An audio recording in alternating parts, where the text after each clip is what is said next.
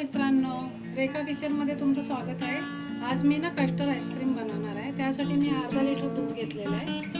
इथे अर्धा कप साखर आहे आणि कस्टर्ड पावडर आहे 3 चमचे नॉर्मलचे जे छोटे चमचे असतात ते। आणि ते दूध पावडर घेतले। दूध पावडर नसली तर तुम्ही क्रीम किंवा काही क्रीम असली नाही टाकली तरी चालेल। तर मी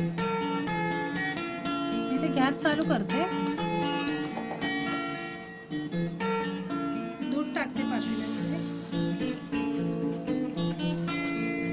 थोडंसं दूध ठेवायचं आहे आपल्याला आणि कस्टर्ड पावडर टाकायचं। दूध गरम होते तोपर्यंत आपण कस्टर्ड घोळून घेऊ। या दुधामध्ये आपण कस्टर्ड टाकले, मिक्स करून घ्यायचं। बघा मिक्स करून घेतलेलं आहे, साईडला ठेवूया। दुधाला उकळी येऊन द्यायची। दुधाला उकळी आलेली आहे, त्याला मिक्स करा। 10 मिनिटे स्लो आचेवर दूध उकळून घ्यायचे। आपल्याला साखर टाकायची याच्यामध्ये। 10 मिनिटं झाली, आता मिक्स करायचे।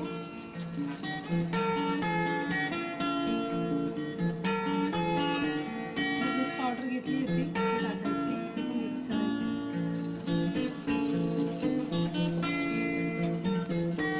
हे बदामाचा तुकडा आहे, तो कस्टर्डमध्ये होता, दुसरं काही नाहीये, बदाम आहे ते।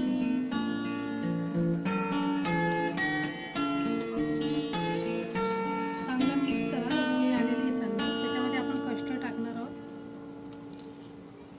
कस्टर्ड बारीक गॅस करून टाकायचे, कारण ते खाली लागलं नाही पाहिजे।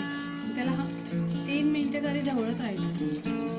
3 मिनिटं झालेली आहे, आता गॅस बंद करा। डबा घ्यायचा असा लॉकिंग लावून मला, त्याच्यामध्ये आपण आता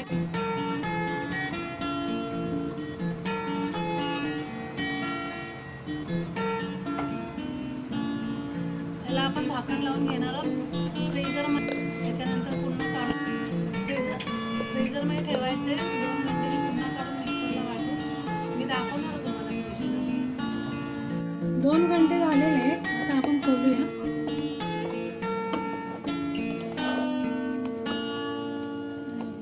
याला मिक्सर मधून ना फिरून घ्यायचं। त्याच्यामध्ये मी टाकून घेते, खाली जमायला लागले।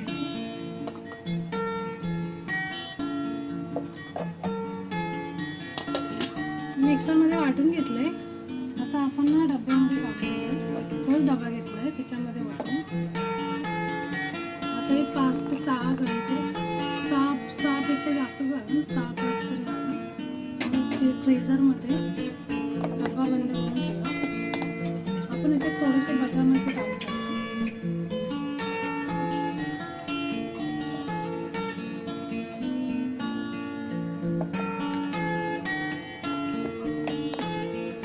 आता फ्रीजरमध्ये ठेवा। 6-7 तास झाले, आईस्क्रीम तयार आहे। हे बघा पूर्ण रेडी आहे। आता आपण एक बाउल घ्यायचा आहे, त्याच्यामध्ये पाणी घालायचं आणि आईस्क्रीमचं बाउल त्याच्यात ठेवायचं। फक्त 2 मिनिटं ठेवायचं आहे।